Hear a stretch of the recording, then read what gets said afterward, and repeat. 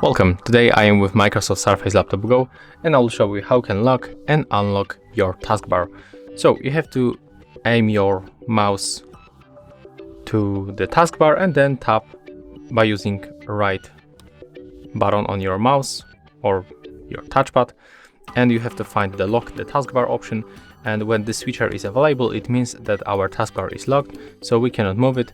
But if you unselect, take a look, right now we can move our taskbar by clicking the left mouse button and then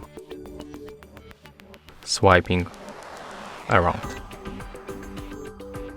So as you can see, that's how it looks, and if you want to lock your taskbar, just tap on the right mouse button and click to lock the taskbar. As you can see right now, it's selected. And that's how it looks. If you find this tutorial useful, remember to leave a like, comment and subscribe to our channel.